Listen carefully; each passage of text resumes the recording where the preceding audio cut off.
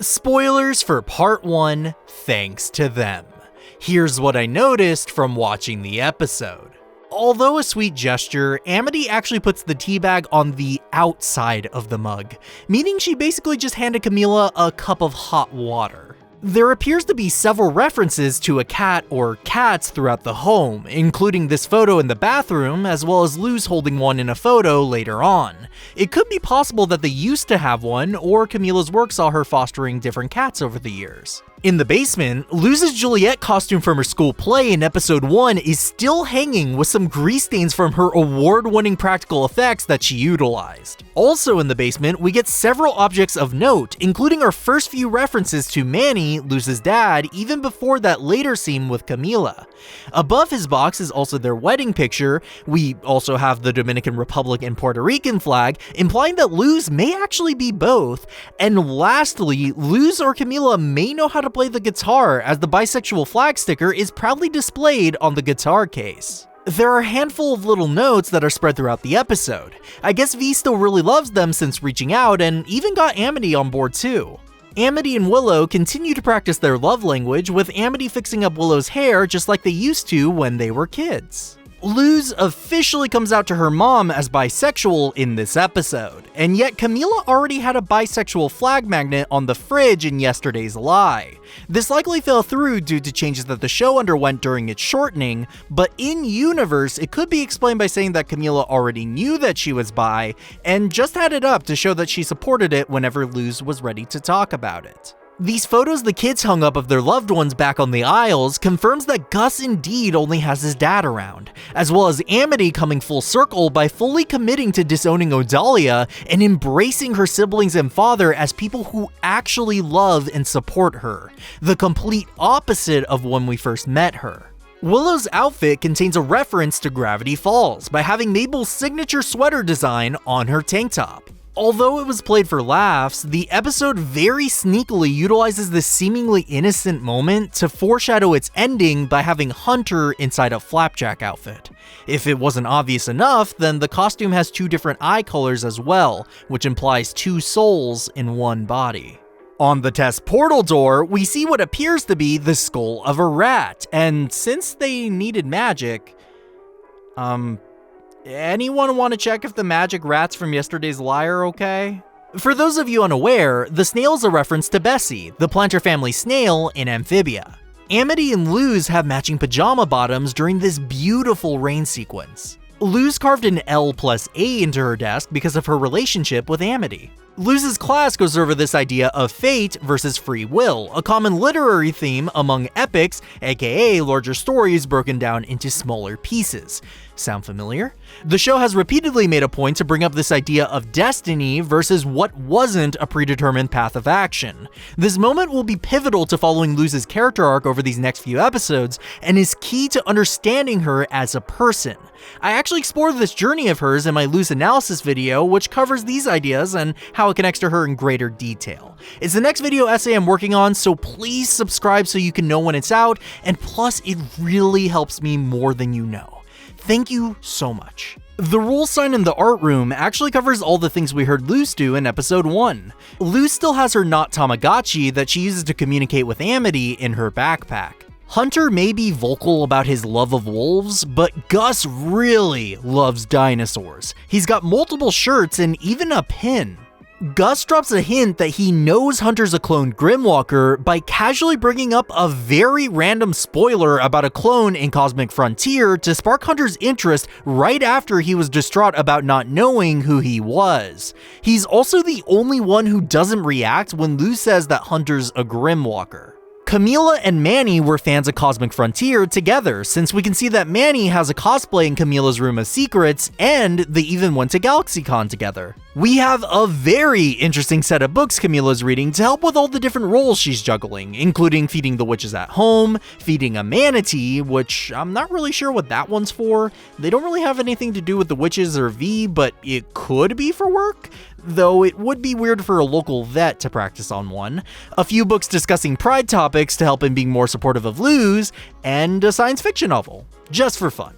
This man's sweater is a reference to Charlie Brown from Peanuts. Camila's doing the best she can to pay for extra mouths to feed, as we can see with the various coupons spread on her bed and nightstand. Camila has the same photo Luz brought to the Boiling Isles hung in her room.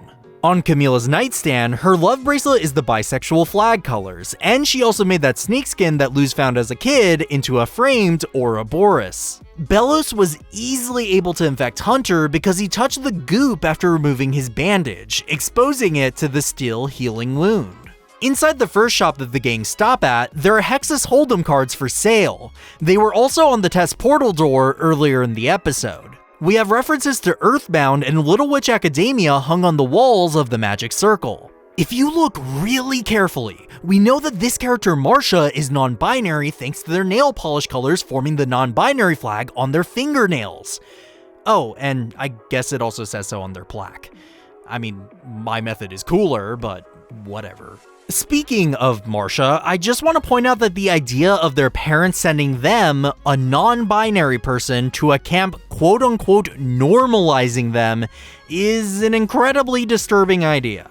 Willow's scrapbook contains some great references, including a less than impressed Willow and Amity with a portrayal of witches in what appears to be Hocus Pocus, Luz finally getting that off-camera beach episode she talked about with Ida, some lesbian and bisexual hearts, the previous two pictures Willow took of Hunter and Amity earlier in the episode, and my personal favorite, Amity absolutely infuriated that she can't draw a perfect circle during her glyph lesson. That one hit a little too close to home. That one goose palisman from Hunting Palisman somehow made its way into the human realm.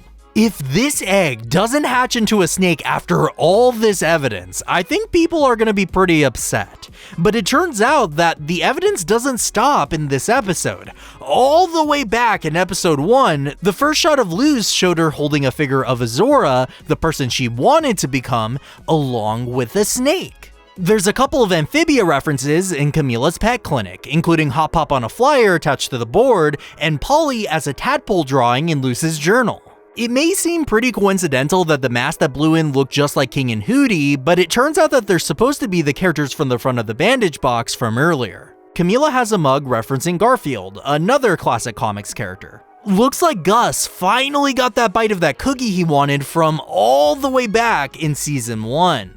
We now know why Amity has the necklace that she does post Follies at the Coven Day Parade. It's the same one as Hecate's. Whenever Luz would fantasize about Azora in previous seasons, she always had more similar proportions to herself. However, in this movie, we can see that in reality, Azora has a much more angular face, and Luz actually takes after the main villain Lucy instead, even down to her outfit's variety of colors from her multi-track work and the scar on her eyebrow.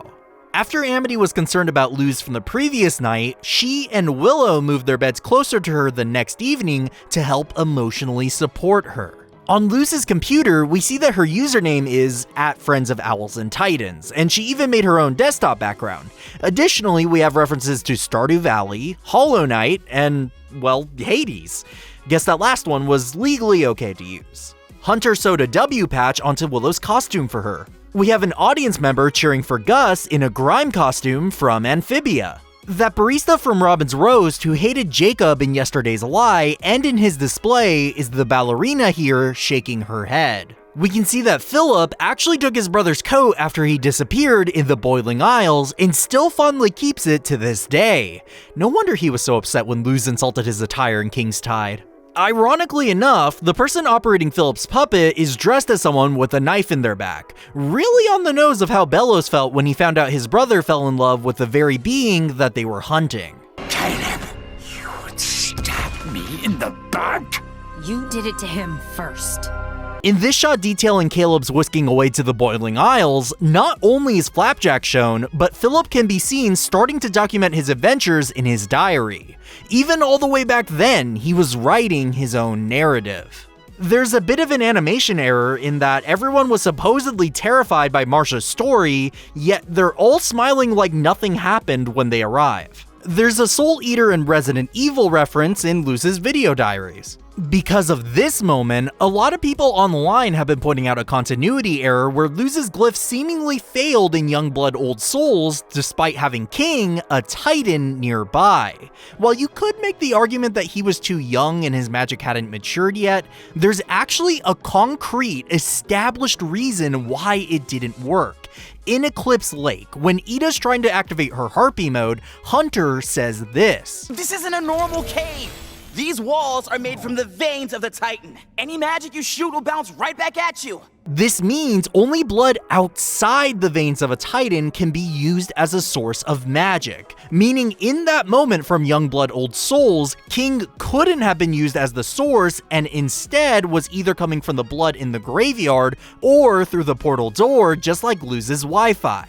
V's phone has the Nightmare Before Christmas reference on it, and even a billiards ball with the number 5 on it, which is a reference to her serial number. The cap on the Titan's blood that the Hunted digs up is in the shape of a carved owl. This essentially confirms the connection of Evelyn, the witch that charmed Caleb with her hocus pocus, as an ancestor of the Clawthorn family. Earlier in the episode, during her dream sequence, when she's talking about making changes in Luz's behavior, Camila is sinking in water and doesn't do a thing about it. But this time, when the Hunted is sinking, Camila doesn't hesitate to jump in and do something about it, because Camila learns from her mistakes. The first thing that Hunter does after waking up is ask if everyone else was okay. This revealed that not only did he know that Flapjack wasn't, but his first priority was to make sure that Bellows didn't get to hurt anyone else either.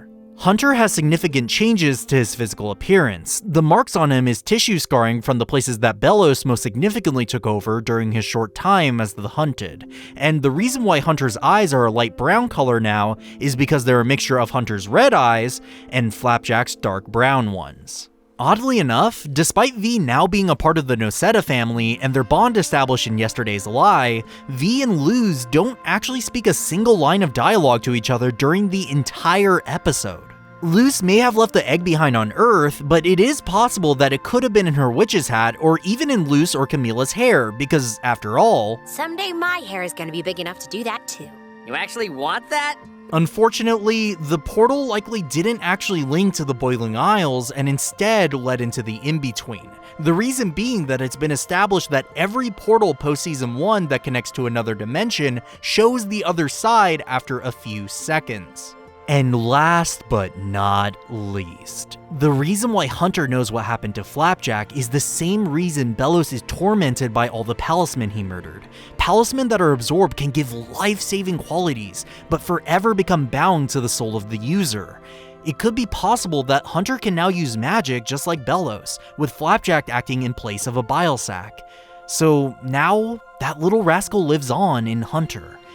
Either way, while it is depressing that they're gone, after centuries of searching, they finally found their way back to each other once and for all. In the end, it was Flapjack who protected Hunter. Hunter lives on, and it's all thanks to them. Be sure to leave a comment of anything I might have missed, and subscribe to join the Witch Appreciation Society. I really loved this episode, and I'm really looking forward to part 2 coming in just a few months.